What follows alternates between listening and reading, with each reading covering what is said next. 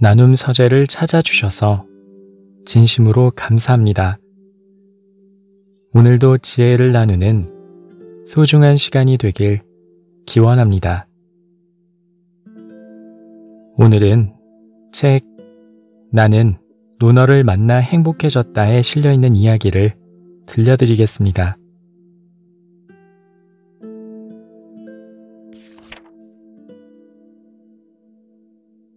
3월 부지 육미 몰입과 무아지경이 만들어낸 위대한 결과. 공자는 제 나라에서 소를 듣고는 3개월 동안 고기 맛을 몰랐다. 공자가 말하기를 음악의 즐거움이 이런 경지에 이를 수 있을지 몰랐다. 공자를 고리타분한 책벌레로 상상하는 사람들이 꽤 있다.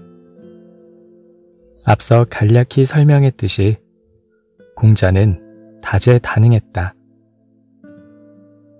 마차를 직접 몰았고 무예도 출중했으며 음악에도 조예가 깊었다. 사료에 따르면 30대 중반의 공자가 제나라에 있을 때 위와 같은 말을 했을 것으로 추정된다. 문장의 해석은 어렵지 않다.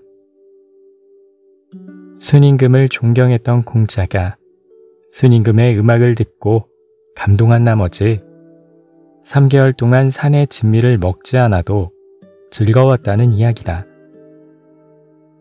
공자의 식도락은 다음과 같았다. 밥은 깨끗한 것을 싫어하지 않았고 회는 가늘게 썬 것을 좋아했다. 또 고기가 가지런히 썰려 있지 않으면 먹지 않았고 고기가 제대로 익지 않으면 먹지 않았다. 그만큼 먹는 것에 일정한 틀을 놓고 즐길 정도로 미각이 예민하고 뛰어났다. 그런 공자가 고기 맛을 모를 정도였으니 음악이 얼마나 좋았던 것일까? 삶의 품격과 청취를 중요시했던 공자는 음악과 예술을 좋아했다. 어떤 일에 깊이 몰두해 파고들다 보면 자신까지 잊어버리곤 하는데 무아지경이라는 사자성어는 이럴 때 쓰는 말이다.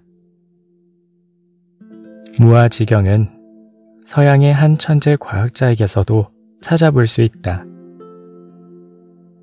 뉴턴의 여동생이 전하는 이야기에 따르면 뉴턴은 성인이 되어서도 어떤 일에서는 5세, 6세 아이처럼 행동했다고 한다. 식사 시간을 알려주지 않거나 식탁에 밥이 놓여있지 않으면 밥 먹는 것도 잊었다. 뉴턴의 사진을 보면 상상이 갈 것이다. 잠옷을 입고 슬리퍼를 신은 채 산발이 된 머리로 일상을 보냈다.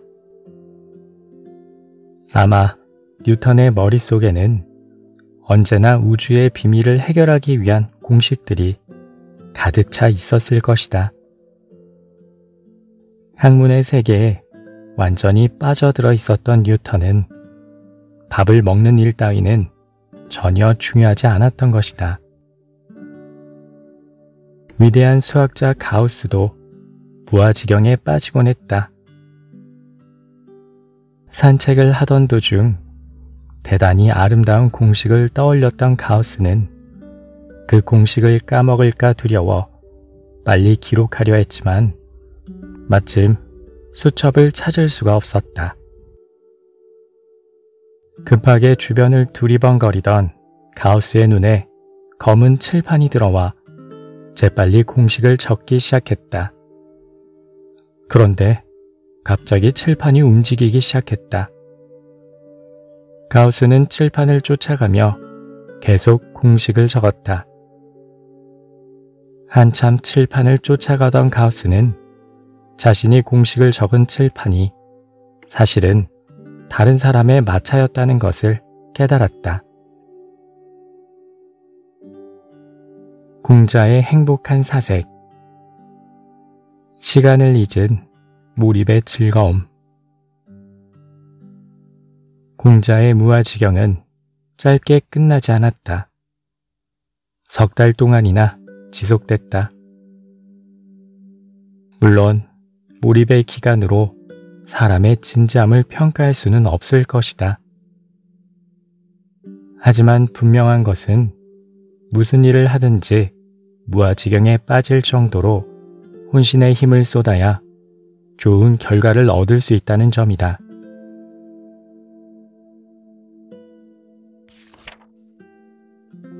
아육인 사인지의.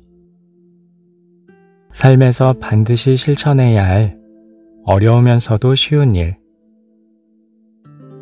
공자가 말하길 어짐이 멀리 있는 것 같으냐? 내가 어지러지고자 한다면 어짐에 이를 수 있다. 어짐은 논어에서 도달하기 매우 어려운 경치라고 반복해서 기록돼 있다. 공자는 다른 사람이 어진지 아닌지에 대해서 알 수 없다는 말을 반복했다. 어짐은 내면의 덕목이기 때문이다.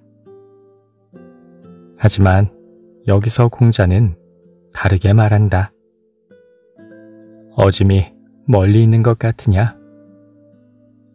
공자의 말은 어짐이 정말 멀리 있는 것 같으냐? 정말 이루기 힘든 것 같으냐로 해석될 수 있다. 공자가 이어서 말했다.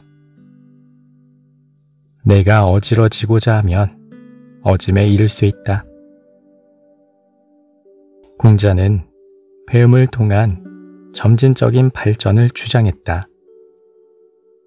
그리고 동시에 갑자기 이치를 깨닫는 순간도 있다고 말했다. 공자는 묵묵히 아는 것, 배움을 실증내지 않는 것, 사람 가르치기를 게을리하지 않는 것을 강조했다. 이는 배움을 통한 점진적인 발전이다.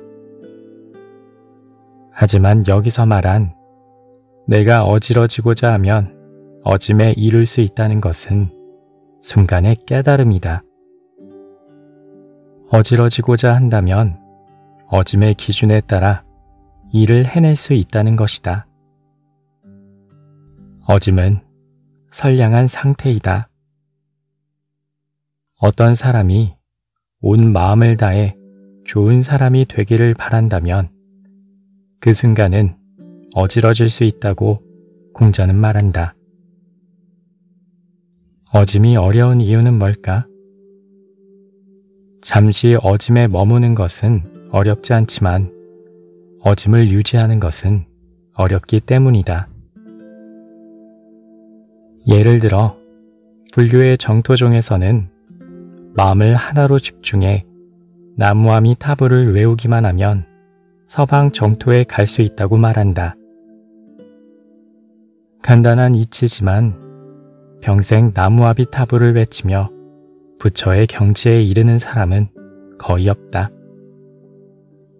맑고 깨끗한 마음을 계속 유지하기란 무척이나 어렵기 때문이다. 나는 이 문장을 통해 세상에는 어려우면서 어렵지 않은 일들이 많이 있다는 점을 깨달았다. 언젠가 이런 질문을 받았다. 선생님, 강의에서 가장 중요한 게 뭔가요? 나는 이렇게 대답했다. 편안한 상태를 유지하는 겁니다. 그러자 그 사람은 편안해지는 게 무척이나 어렵습니다. 라고 말했다. 나는 다시 대답했다. 편안한 상태를 유지하는 건 어려우면서도 쉽습니다. 잠시 편안한 것은 늘상 일어나는 일이다. 하지만 편안한 상태를 계속 유지하기란 쉽지 않다. 자녀들을 대할 때 가장 중요한 게 뭘까? 바로 사랑이다. 아이를 사랑하는 일은 어려우면서 또 쉬운 일이다. 아이를 사랑하는 것이 쉬운 이유는 아이를 정말 사랑하기 때문이고, 어려운 이유는 올바르게 사랑하기가 어렵기 때문이다. 그래서 사랑도 어려우면서 쉬운 일이라 할 수 있다. 공자의 행복한 사색. 흔들림 없는 어짐의 상태를 유지하라. 공자가 말한 어짐, 노자가 말한 도, 맹자가 말한 후연직이라는 것은 어려우면서 쉽다는 공통점을 갖고 있다. 공자가 안회를 입에 침이 마르도록 칭찬한 이유도 안회가 3개월 동안 어진 상태를 흔들림 없이 유지했기 때문이다. 그렇다고 우리는 범접조차 할 수 없다고 겁먹을 필요는 없다. 3개월이 아니더라도 어짐을 마음속에 간직하고 지키려 노력하는 자세만으로도 우리는 한층 성숙한 모습을 배울 수 있다.